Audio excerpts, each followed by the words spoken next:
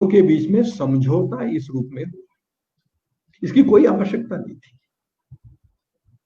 और मुस्लिम समाज में भी राष्ट्रवादी सोच वाले बहुत बड़ी संख्या में मुसलमान थे। मुझे बताने की आवश्यकता, हम लोग कई लोगों को जानते भी हैं, कई लोगों को जानते हैं। उसमें से एक न्यायमूर्ति मोहम्मद करीम छागला जी, ये बहुत बड़े विद्वान थे, मुस्लिम थे, बहुत बड़े विद्वान थे, कांग्रेस के वरिष्ठ नेताओं में से एक थे। और देश स्वाधीन हुआ तो कांग्रेस के केंद्रीय मंत्रिमंडल में ये सदस्य रहे, मंत्री रहे।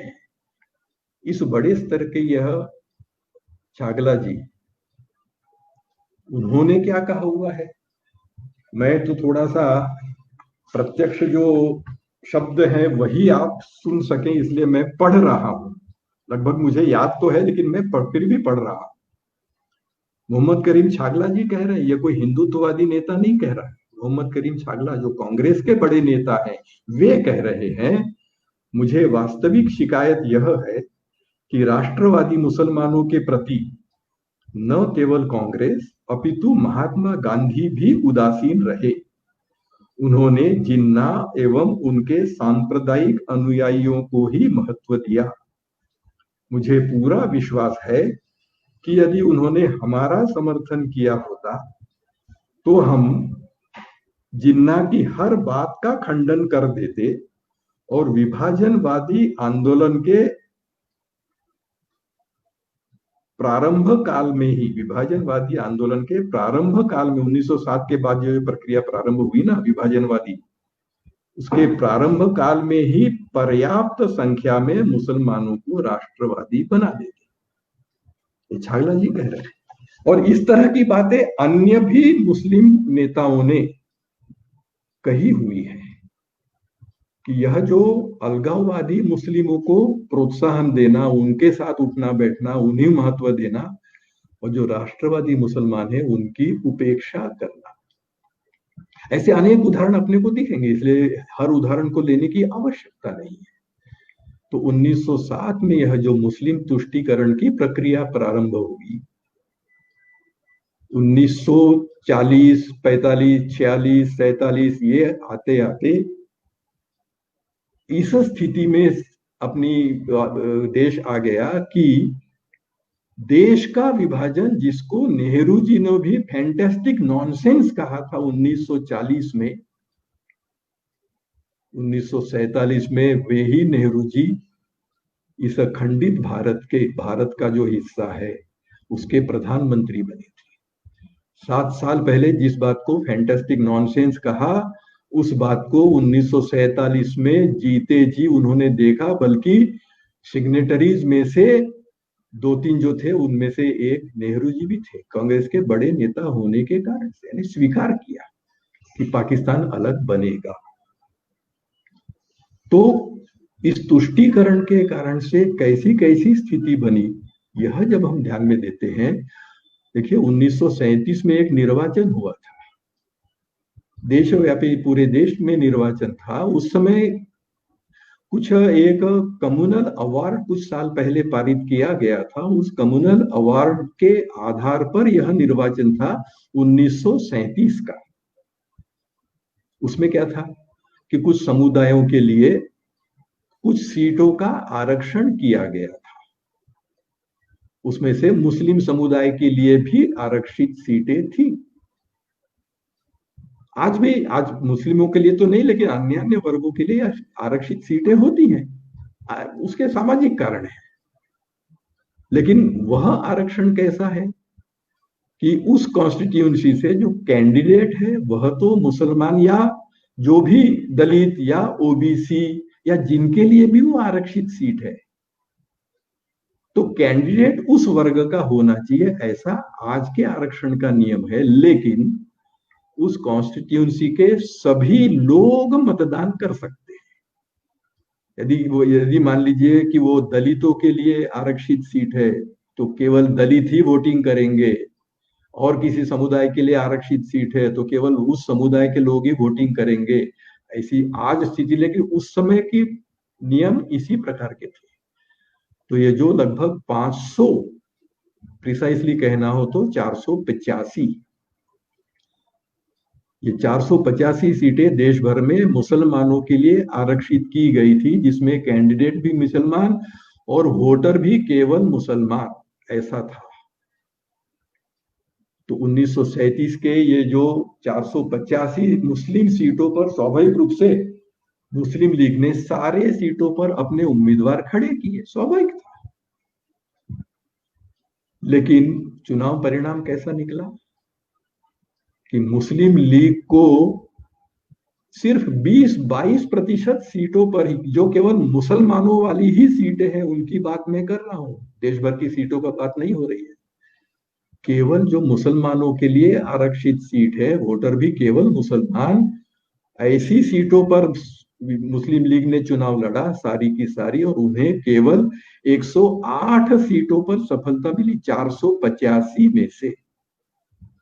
20-22% होता होगा, तो वोट भी कम मिले और सीटें भी कम मिली। 31 वर्ष तक, 1906 से लेकर 1937 तक, 31 वर्षों तक जहरीला प्रचार मुस्लिम लीग सतत करती जा रही है, और उसके बाद भी यह स्थिति बनती है कि उनको इतनी कम सीटें मिलती, इतने कम वोट मिलते हैं। यह एक बहुत बड़ा कारण है कि 1940 में नेहरू जी ने those who talk of partition live in paradise of fools जो कहा था, उसके पीछे यह एक बहुत बड़ा कारण है कि सारी बातें एक मुस्लिम लीग ने कर ली, उनको कुछ नहीं मिला, ना के बराबर मिला, इसलिए those who talk of partition live in paradise of fools, ये नेहरू जी कह सके। लेकिन 1947 में जो ये विभाजन हुआ, उसके पहले 1945-46 में एक निर्वाचन और हुआ था 37 जैसा ही, उन्हीं नियमों के आधार पर, कम्युनल अवार्ड के नियमों के आधार पर।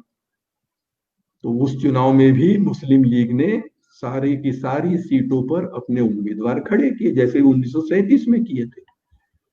लेकिन जहां 37 के चुनाव में उन्हें मुश्किल से 20-22% सीटों पर विजय मिली थी, 1945-46 के चुनाव में मुस्लिम लीग 100% सीटों पर जीती, 100% सीटों पर। और केवल सारी सीटों पर जीती इतना ही नहीं, इतना ही नहीं, उन्हें लगभग 90% वोट मिले। अपन कल्पना कर सकते हैं, इतने सारे कैंडिडेट्स रहते हैं, उस समय भी बहुत सारे कैंडिडेट्स थे, लेकिन जिसको कहते हैं ना स्वीप करना, तो सारी मुस्लिम कॉन्स्टिट्यूएंसीज में उन्होंने 90% लगभग वोटों को प्राप्त किया। यानी 1937 तक वे जिस विभाजन वाली बात को, अलग हम अलग है वाली बात को अपने ही मुस्लिम समाज के गले नहीं उतार सके थे, 7-8 वर्षों में ऐसी स्थिति बनी कि उनको 90% वोटों के साथ 100% सीटों पर सफलता मिलती है। कितना बड़ा परिवर्तन हुआ है मात्र 7-8 वर्षों में।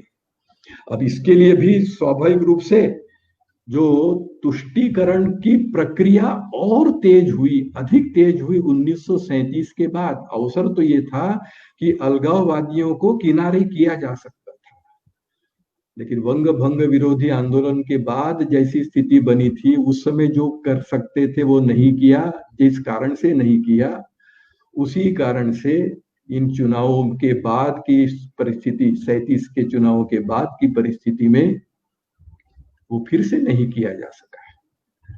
बल्कि अब और अधिक, तुम क्या चाहते हो, क्या जरूरत थी ये सब करने की?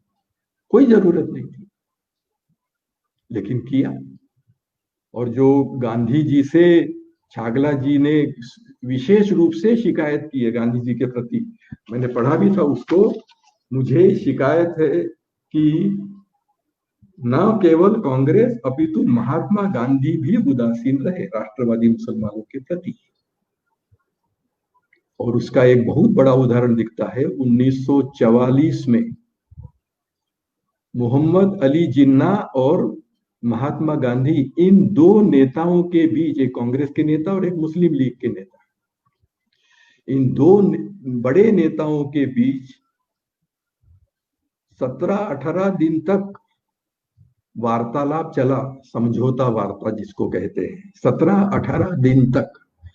अब कायदे से तो गांधी जी इतने बड़े स्तर के थे, उस तुलना में जिन्ना की क्या स्थिति थी, न जिन्ना की न ही उसकी पार्टी की, तो कोई महत्व देने की जरूरत नहीं थी। लेकिन केवल चर्चा ही नहीं हुई, गांधी जी स्वयं जिन्ना के घर जाकर के चर्चा करते थे। इन सारे दिनों में रोज गांधी जी जिन्ना के घर जाते थे और चर्चा करते थे, और वो जितने इस प्रकार से क्या क्या चाहते हो, क्या चाहते हो कहते गए, उतने जिन्ना अकड़ता गया।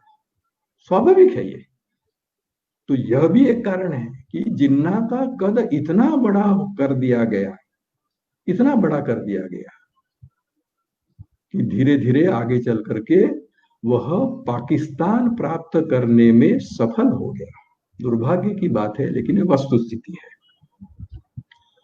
अब ठीक है, देश का विभाजन हुआ, मैं बहुत सारी घटनाओं का उल्लेख नहीं कर रहा हूं, जैसे आजाद हिंद सेना, नौ सैनिक विद्रोह, ऐसी भी अनेक घटनाएं हैं।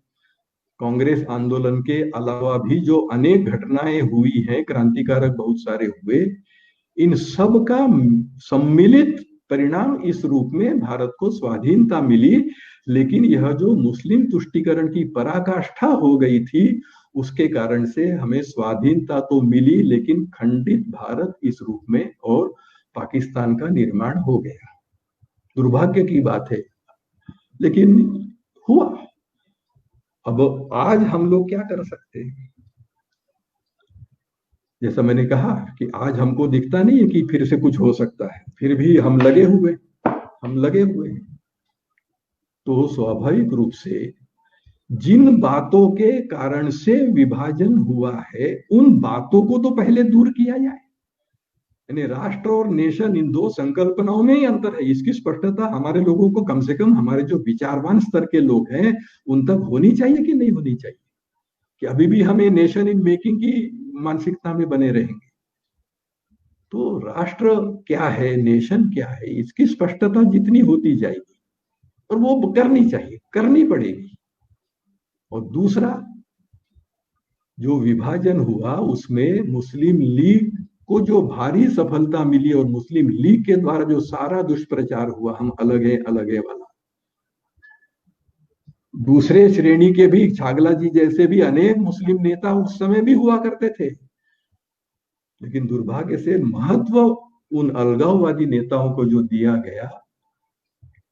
तो यदि आज हमको इसको अनडू करना है, तो जो दो मुख्य कारण,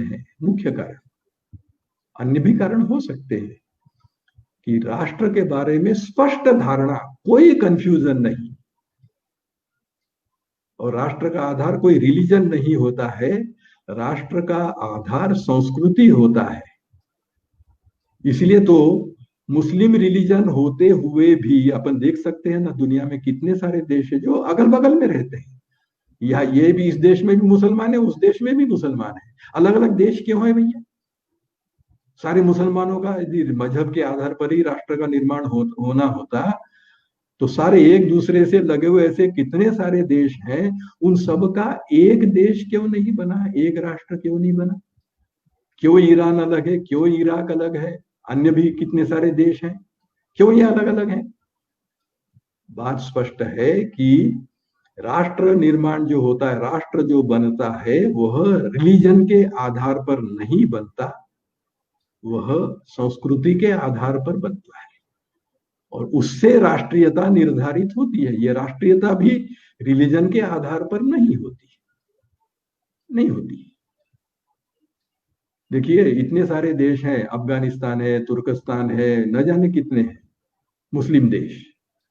कहीं भी इस्लाम स्थान नाम का देश है क्या? कहीं भी नहीं है। ऐसे ही कितने सारे ईसाई मत को मानने वाले देश हैं, यूरोप में देख लीजिएगा, छोटे छोटे से देश हैं। अपने भारत के 2-3 जिलों को मिला करके जिनका क्षेत्रफल हो जाएगा, इतने छोटे देश अगल बगल में हैं, लेकिन अलग है। ब्रिटेन अलग है, फ्रांस अलग है, जर्मनी अलग है, इटली अलग है, सब ईसाई हैं। यदि रिलीजन के आधार पर ही देश और राष्ट्र का निर्माण होना होता, तो इन सब ईसाई देशों को मिलकर के एक देश क्यों नहीं बना जी? क्योंकि देश रिलीजन के आधार पर नहीं बनता है, संस्कृति के आधार पर बनता है। ब्रिटेन वालों को अपनी ब्रिटिश कल्चर पे गर्व है। फ्रांस वाले रिलीजन तो वही है, लेकिन उन्हें फ्रेंच कल्चर पे गर्व है। जर्मनी जर्मन कल्चर पे गर्व है। इटली इटालियन कल्चर पे गर्व है। ईसाई होते हुए भी ये अलग अलग देश हैं, इनमें कितनी बार युद्ध भी हुए, मुस्लिम देशों में भी हुए, ईसाई देशों में भी हुए, बड़े बड़े युद्ध हुए।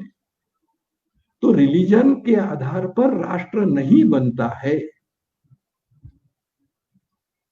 तो हिंदुस्तान, भारत के जो अनेक नाम है उसमें से एक हिंदुस्तान भी बड़ा प्रचलित नाम है, बड़ा प्रचलित नाम है। और ये बिल्कुल प्रारंभ की सरकारों ने भी हिंदुस्तान मशीन टूल्स टाइप के इस प्रकार के उपक्रम प्रारंभ किए कि नहीं? किसी में भारत नाम दिया, किसी में इंडिया नाम दिया, किसी में हिंदुस्तान नाम दिया, तीनों नाम अर्थ एक ही है।